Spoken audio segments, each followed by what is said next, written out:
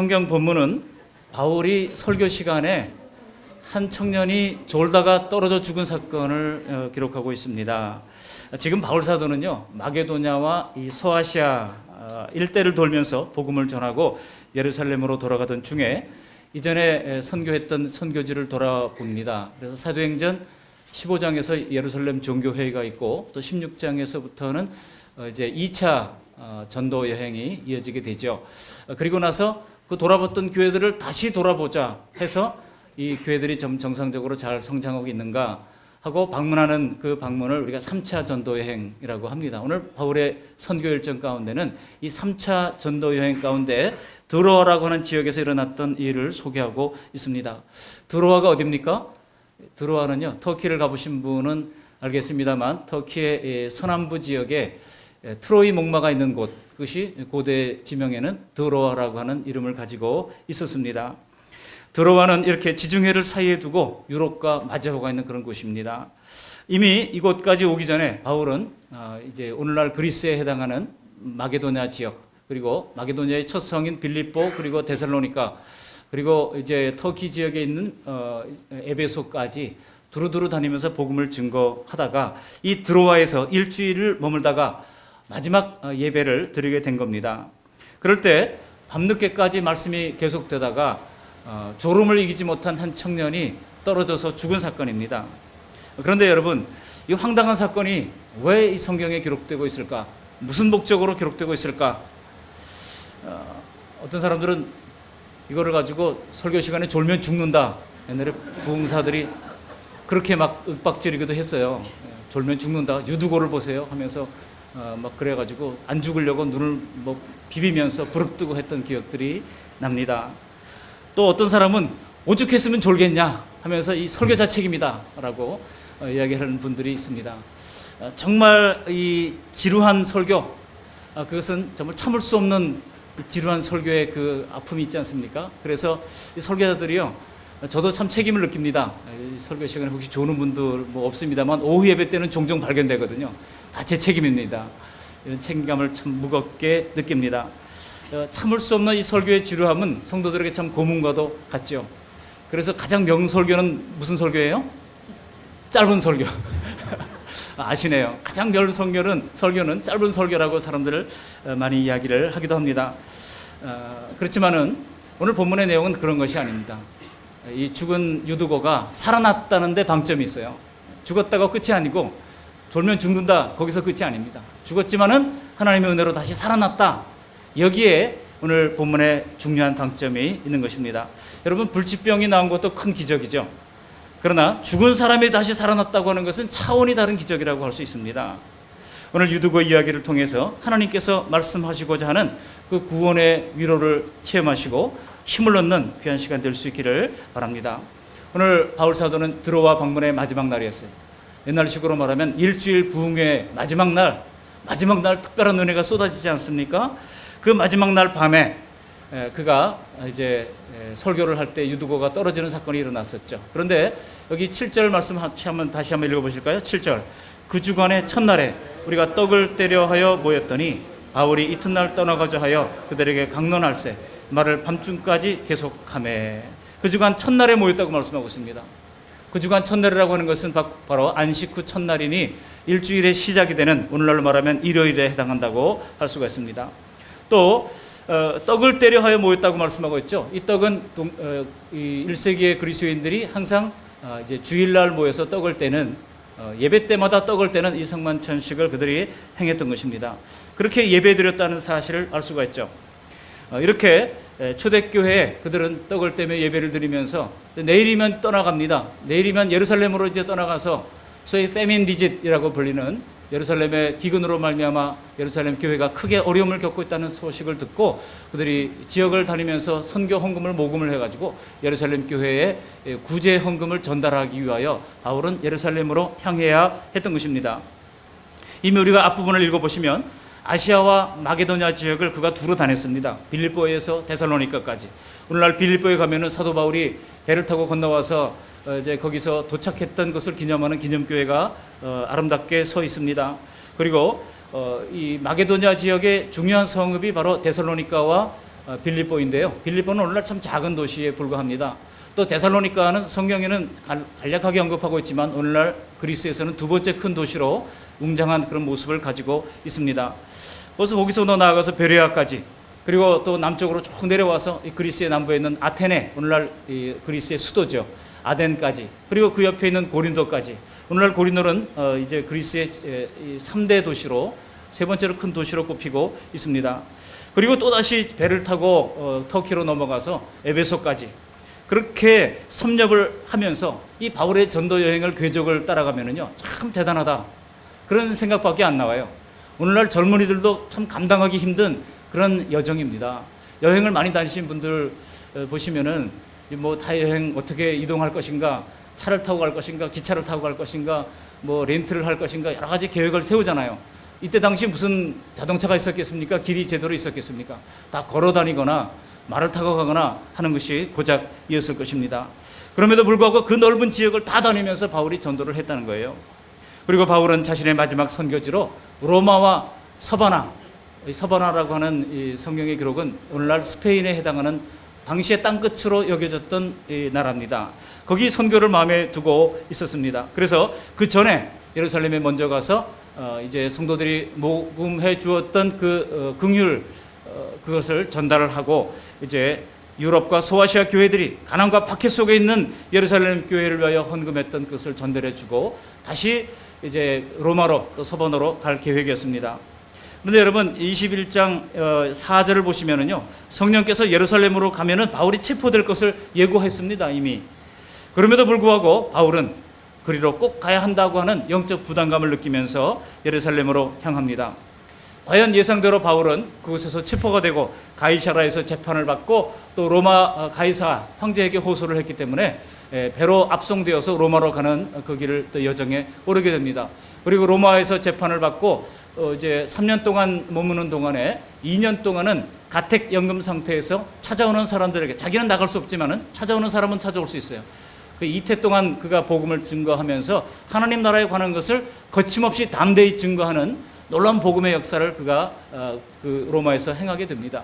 그러다가 마침내 이제 네로 황제에 의해서 재판을 받고 그가 참수형에 처해지게 됩니다. 그래서 오늘날 로마에 가면은 이 바울 사도가 참수될 때 목이 떨어져서 3번 튀었다고 하는 곳에 샘이 솟아나 가지고 그곳에 이렇게 이제 만들어 놓은 그것을 우리가 볼 수가 있습니다. 여러분, 우리가 바울 서신을 우리가 읽어보면은 이 사도행전과 같이 읽어볼 때 훨씬 더 이제 그 정확한 것을 우리가 알 수가 있는데요.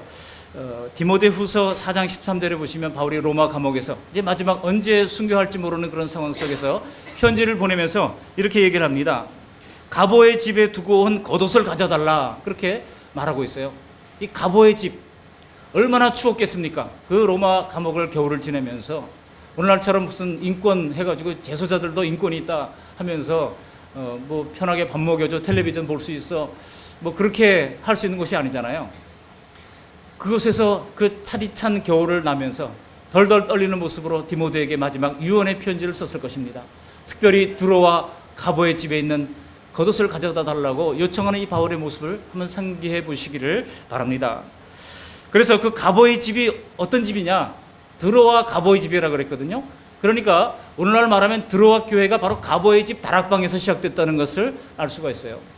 그래서 그곳에 두고 왔던 그 겉옷을 가져다 달라고 부탁하고 있는 것입니다. 그래서 대부분의 학자들이 바로 이 드로아에 있는 가보의 집이 드로아 교회가 시작된 곳이라고 생각을 합니다. 마치 빌립보 교회가 어디서 시작됐어요?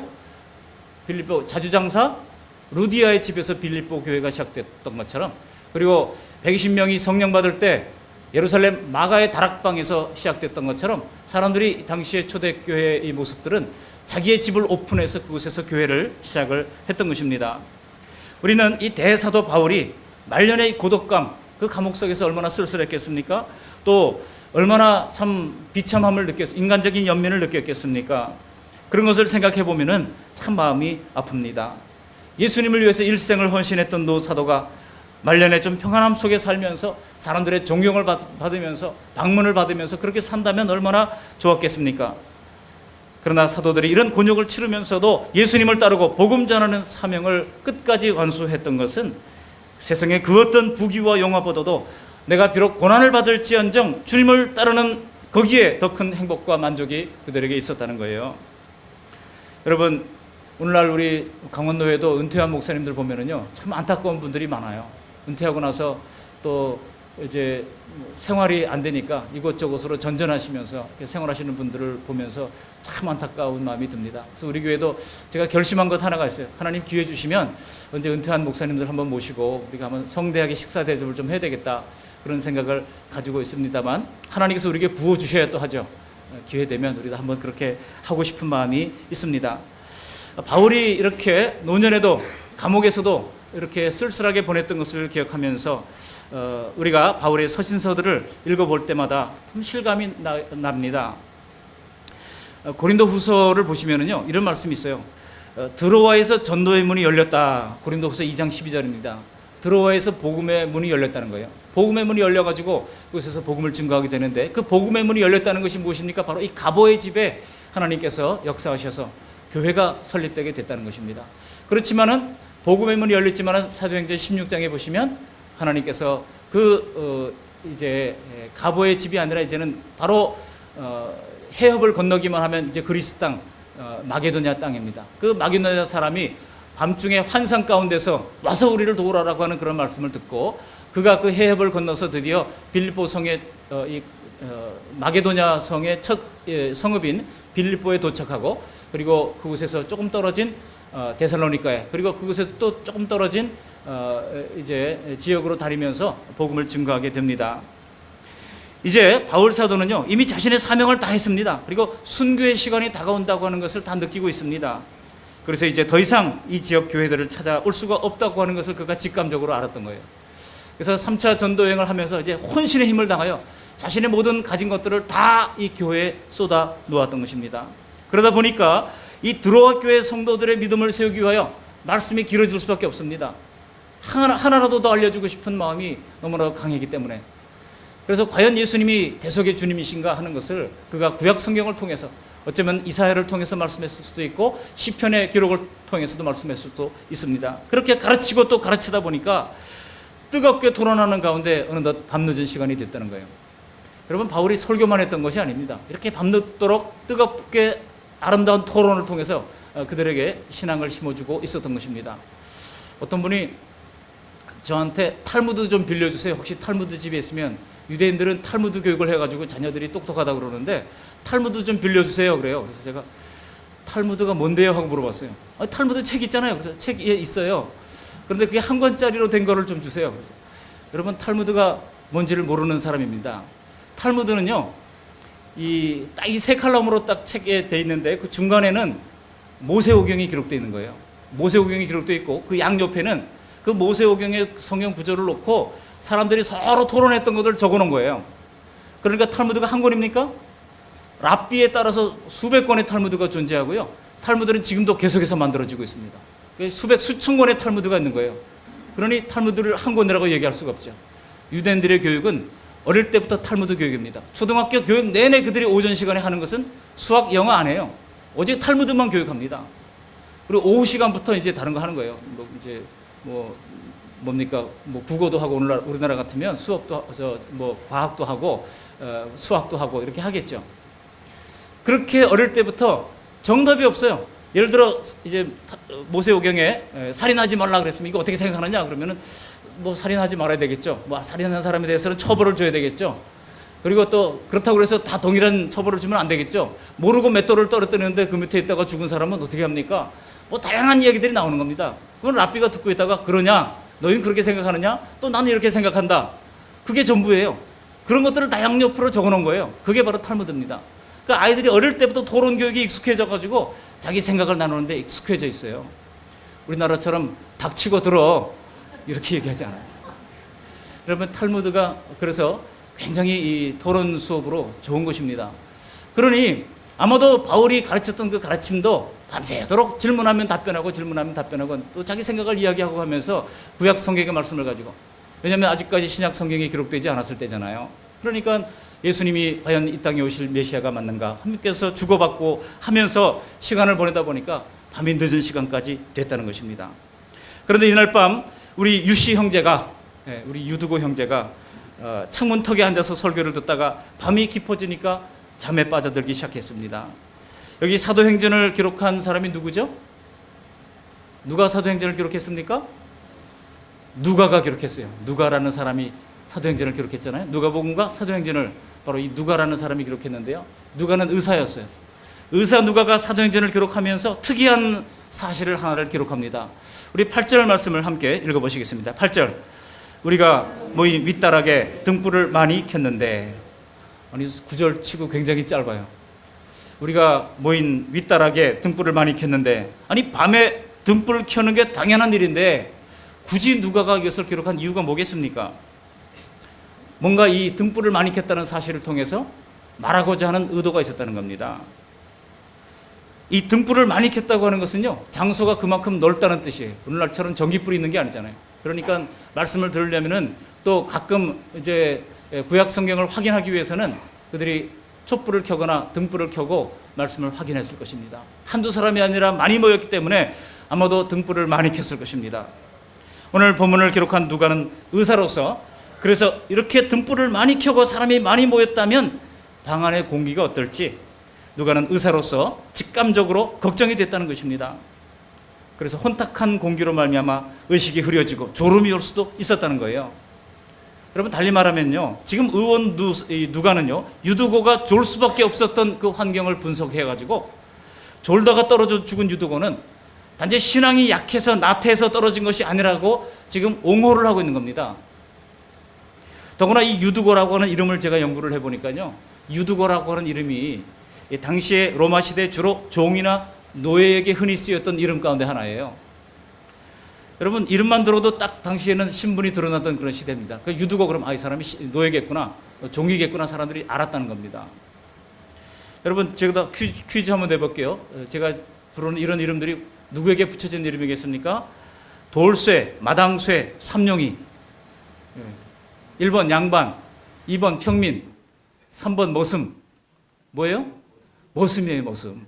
머슴들에게나 돌쇠 이렇게 부르지 양반에게 그런 이름 붙인 적이 없어요.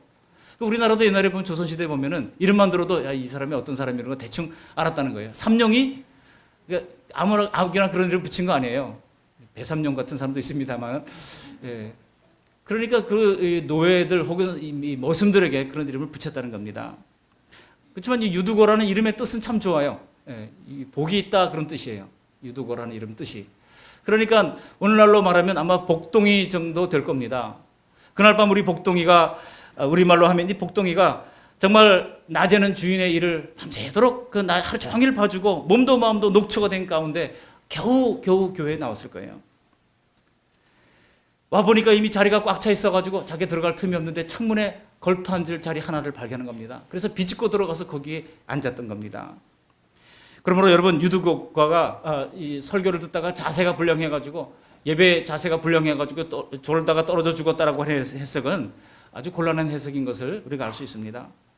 이 청년 유두고는 한 주간 내내 동동거리면서 자기를 하다가 주일 아침이면은 발 뻗고 좀 늦게까지 늦잠을 자고 싶은 그런 유혹을 떨쳐내면서 그렇게 주님 앞에 예배하기를 위하여 사모하면서 나온 그런 청년의 대표라고 할 수 있습니다. 여러분, 오늘날 청년들의 모습을 보면은요, 오늘날 청년들도 그래요. 이 청년 유두고가 그랬던 것처럼 오늘날도 보면은 잠을 별로 자지 못하더라고요. 뭐 과목을 2개씩 막 뭡니까 두 개 과를 그냥 그렇게 복수 전공 내지는 거의 유사한 수준으로 공부를 하면서 교수님들이 너무나 또 과제를 많이 내주기 때문에 그거를 감당하기 위해 가지고 그야말로 아침 7시부터 일어나 가지고 하다가 잠자는 시간이 3시, 4시에 잠들어요. 그렇게 서너 시간밖에 자지 못하면서도 일하면서 공부하는 우리 청년들의 모습을 보면, 우리 손준호 강사님이 한 청년들의 이제 선교단체에서 열심히 활동하는 학생의 그 활동하는 학생의 24시간을 한번 쫓아다니면서 이거를 찍었어요. 찍어가지고 한 게 있는데 나중에 한번 기회 되면 한번 보여드리고 싶은 마음이 있습니다. 마치 그 청년 유도과 같이 하루 종일 일하면서도 말씀을 듣고 싶은 그런 열망으로 그가 예배에 나갔던 것입니다. 그러니까 유두고는요, 오늘 우리들이 그렇지 않습니까? 정말 주일이면 일주일 동안 좀 너무나 좀 쉬고 싶은 마음이 얼마나 많겠습니까? 일주일 동안 시달렸는데 주일이면 좀 늦게까지 발 뻗고 자고 싶은 그런 유혹이 우리가 왜 없겠습니까? 그렇게 하나님을 예배하기 위하여 믿음으로 종종 걸음을 쳐서 나온 우리와 같은 보통의 성도이지 결코 뺀질이 성도가 아닌 거예요. 여기 혹시 예배 중에 주는 성도들이 있다면 하나님께서 사랑하는 자에게 잠을 주신다 생각하시면서 그냥 내버려 두시기 바랍니다. 누구나 몸이 고단하고 잠이 부족하면요, 졸음을 이겨내기가 힘들잖아요. 결국 유두가가 어떻게 됐습니까? 깊이 졸다가 그만 창밖으로 떨어지고 말았습니다. 3층 높이에서 떨어졌으니 목이 부러졌거나 뇌진탕으로 죽었을 가능성이 높습니다. 사람들이 뛰어나가서 일으켰을 때는 이미 죽었다고 돼 있어요. 근데 여러분, 흥미로운 것은 이 죽었다고 돼 있는데 이 죽었던 것을 누가 진단을 했겠습니까? 누가 진단했을까요? 누가가 진단했죠. 의사니까 딱 보니까 이게 뭐 심폐정지구나, 죽었구나라고 의사로서 생물학적인 판단을 했을 것입니다. 그래서 9절 하반절에 보면 일으켜보니 죽었는지라 그랬어요. 여러분, 이 사건으로 말미암아 그때까지 좋았던 분위기가 한순간에 험악한 분위기로 바뀌었습니다. 또 은혜롭고 뜨겁던 예배 분위기가 완전히 뒤집어졌습니다. 성도들이 우는 소리가 나오고 비명소리가 나오고 삽시간에 혼란의 도가니가 되어버렸습니다. 한 10여 년 전에 춘천에 있는 우리 이웃교회였던 교회가 태국으로 선교를 갔어요. 거기에 어떤 성도님들은 또 휴가를 거기에다가 맞추어가지고 1년에 한 번밖에 없는 휴가를 그렇게 선교 여행하는데 거기에 바쳤어요. 그리고 이제 마지막 순간에 파타야에서 해변에서 이제 해수욕 한 번 하고 그날 이제 폐회 예배 드리고 다음날 올판이에요. 그런데 파타야 해변에 여러분 들어가 보면 물이 깊지가 않아요. 깊지가 않아서 그냥 너무나 안전한 곳입니다. 그 안전한 곳에 다 이제 집합 이제 숙소로 돌아가자 하고 해보니까 한 명이 없어요. 그래가지고 얘가 어디 갔냐 막 찾아도 없어요. 연락도 안 되고 5시간 뒤에 찾았습니다. 그 얕은 물에 빠져가지고 얘가 죽은 거예요. 여러분, 그 일로 말미암아 얼마나 큰 아픔을 겪었겠습니까?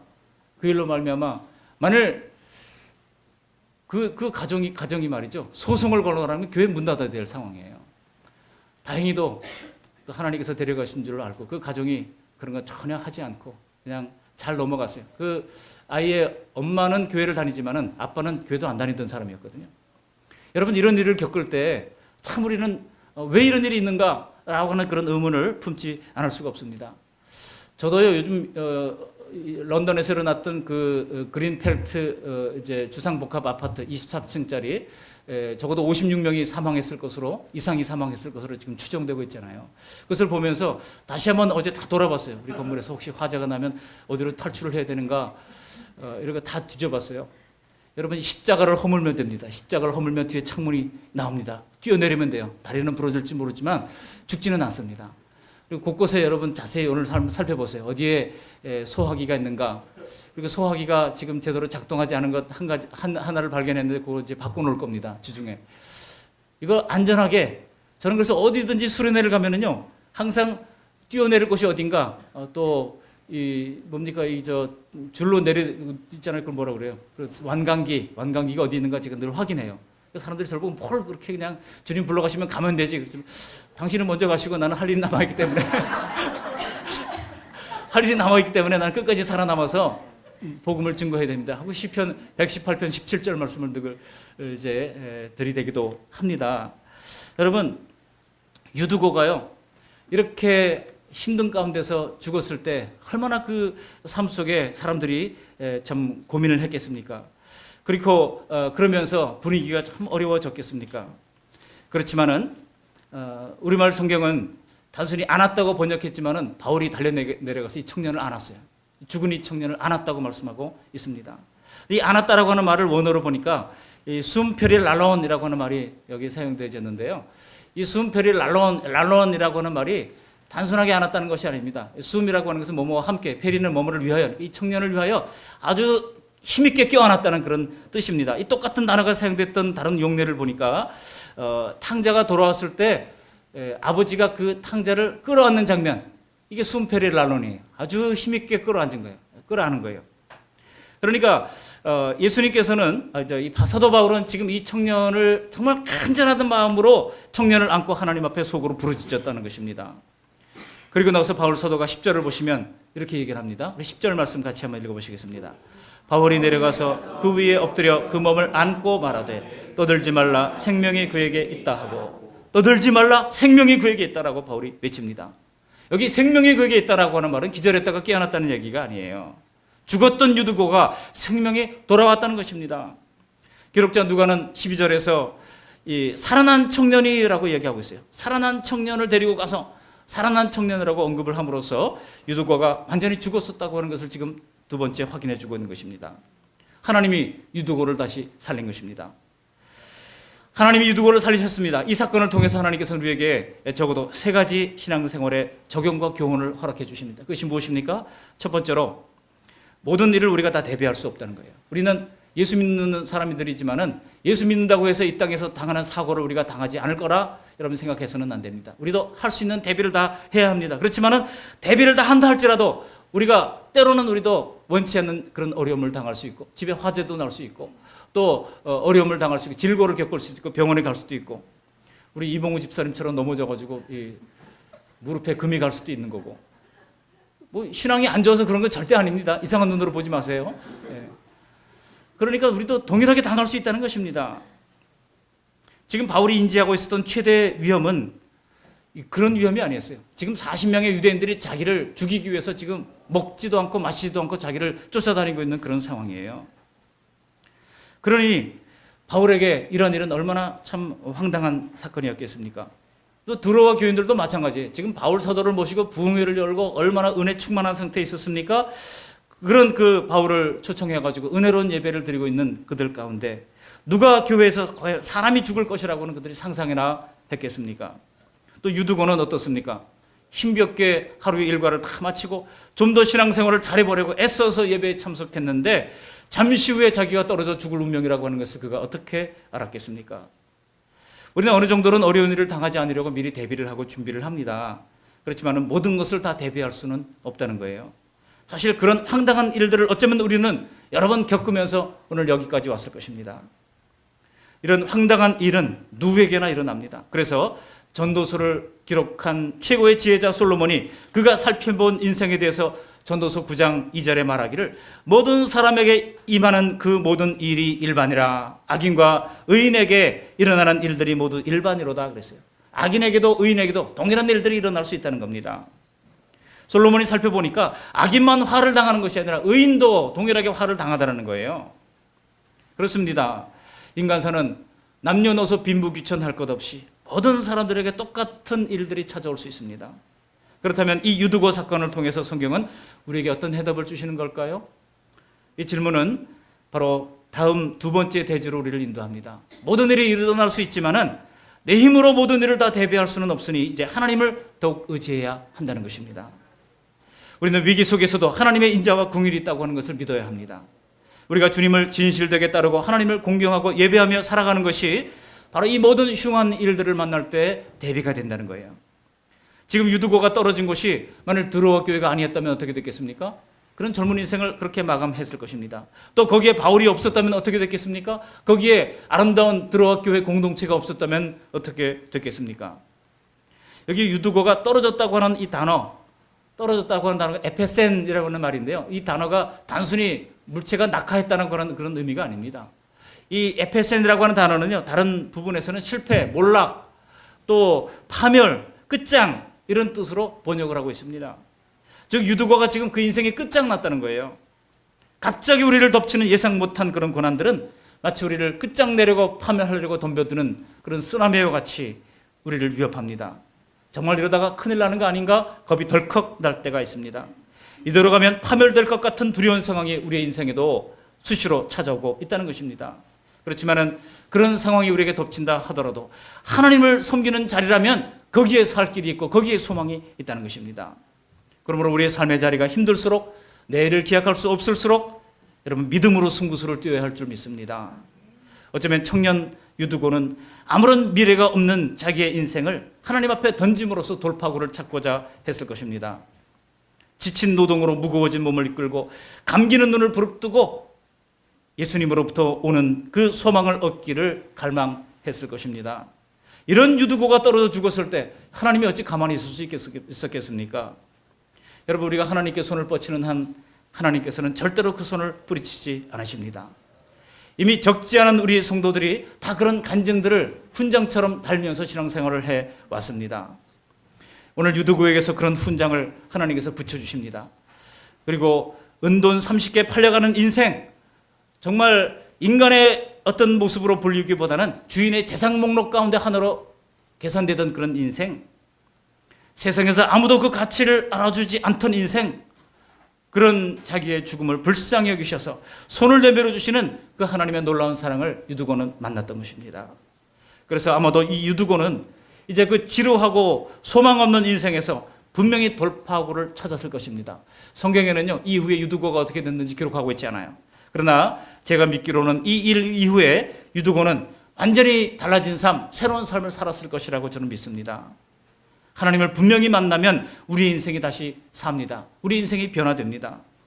우리도 때로는 받아들이기 힘든 그런 참담한 사건 속에서 도리어 그런 하나님의 사랑을 체험할 때가 있어요. 그 속에서 도리어 스쳐가는 하나님의 손길을 체험할 때가 있습니다. 우리는 그 순간 하나님의 얼굴을 알아봅니다. 그때 바로 그 하나님께서 항상 나를 지켜보고 계시고 보호해 주셨다고 하는 것을 비로소 깨닫게 되는 것입니다. 사실 우리는 하나님 앞에서 뭔가 늘 손해보는 것 같은 그런 생각을 가지고 있는 경우가 많습니다. 응분의 대가를 내가 못 받고 있다고 하는 그런 생각을 가지고 있는 경우들이 많아요. 그러다 보니까 사람들이 자꾸 자기 자신을 피해자 코스프레 하는 경우가 많아요. 나는 피해자다, 나는 피해자다 하고 자꾸 자기를 얘기만 하면 뭐 벌써 알아요. 나는 피해자 의식으로 가득 차 있어요.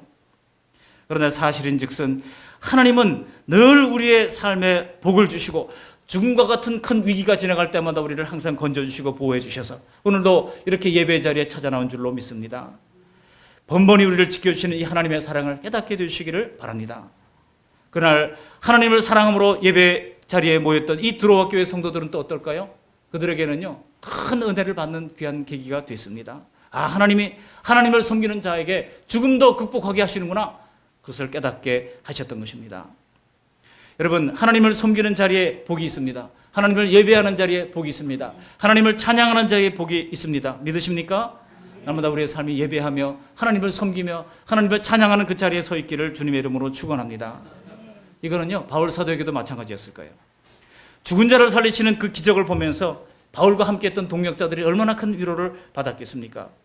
성도에게 일어나는 그 모든 고통은 절대 무의미하게 소모되어 사라지지 않습니다.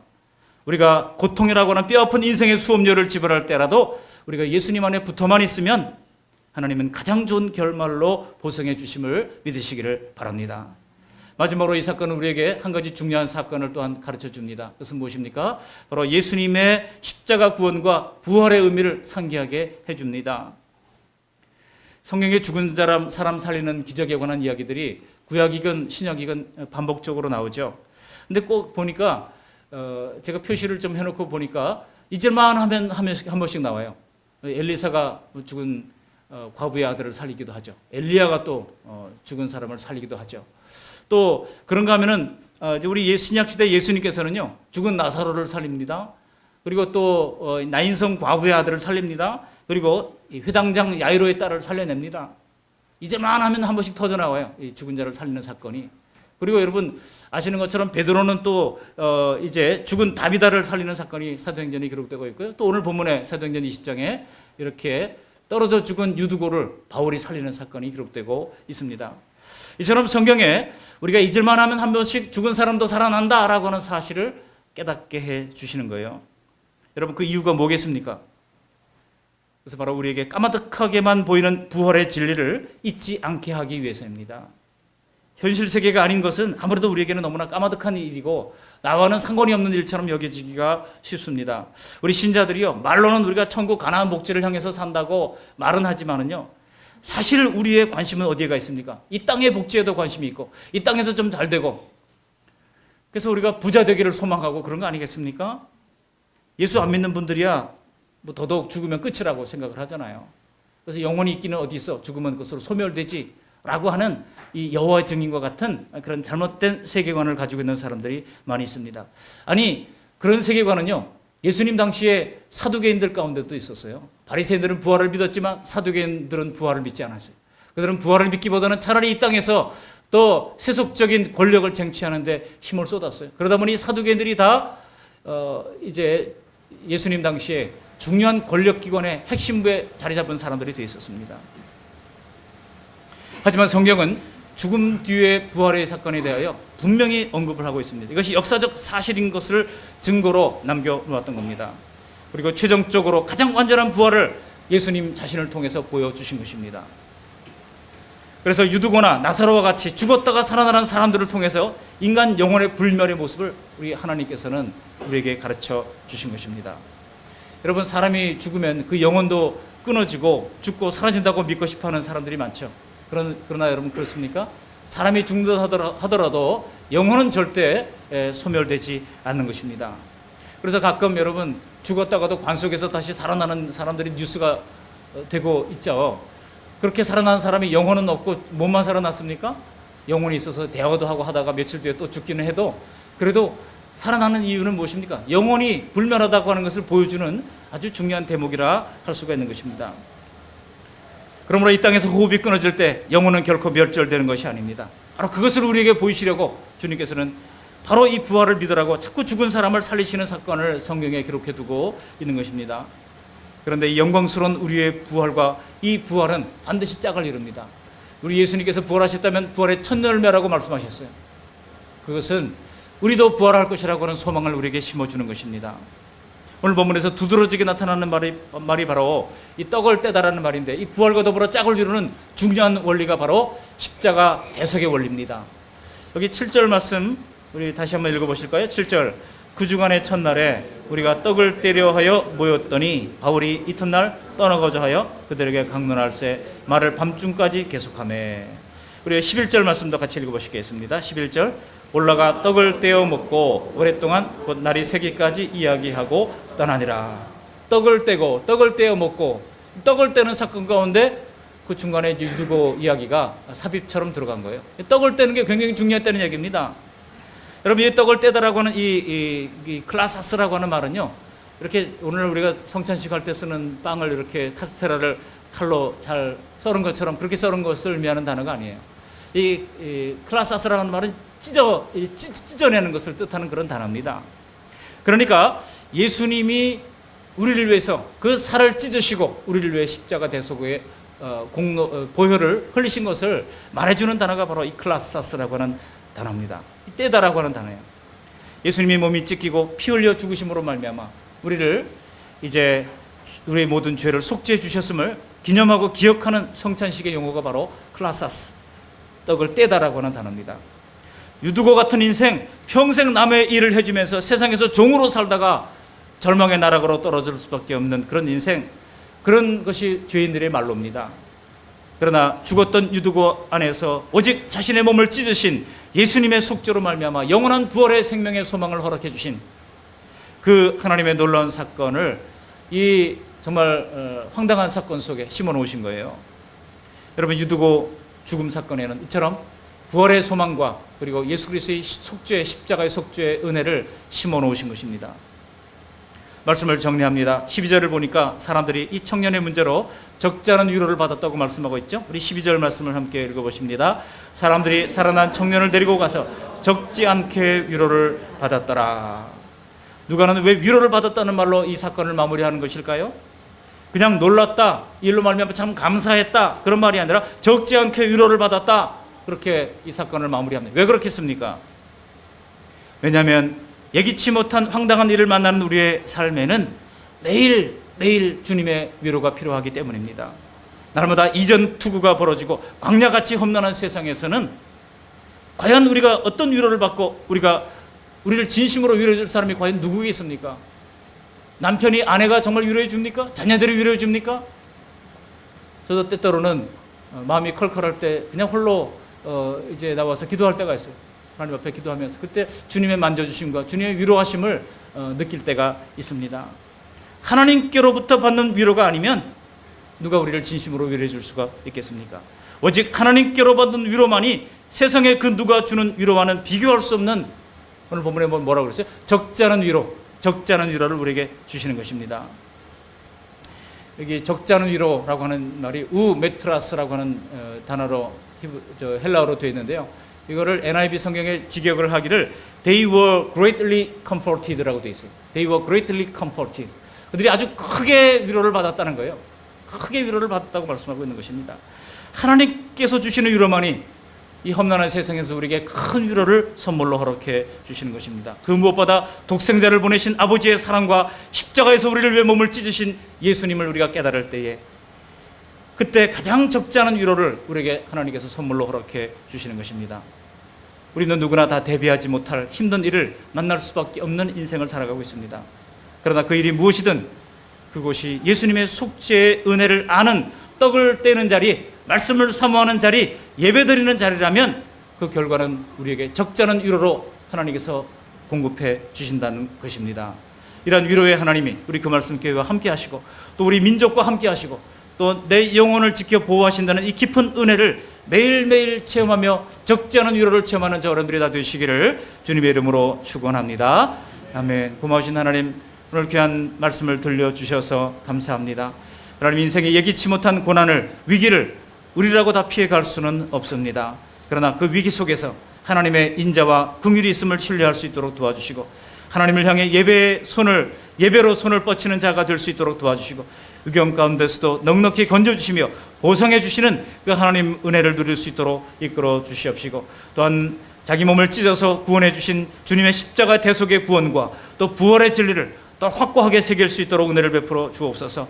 떡을 떼듯이 자기 몸을 찢어 대속의 사명을 완수하신 그 깊은 은혜를 우리 심령 속에 새기고 부활로 산 소망 되신 예수님을 따라갈 수 있도록 도와주심으로 말미암아 이 험난한 세상 하나님이 주시는 적지 않은 위로를 허락하여 주시어서 넘어진 자리에서도 다시 벌떡 일어나 전진할 수 있도록 은총 베풀어 주시옵소서.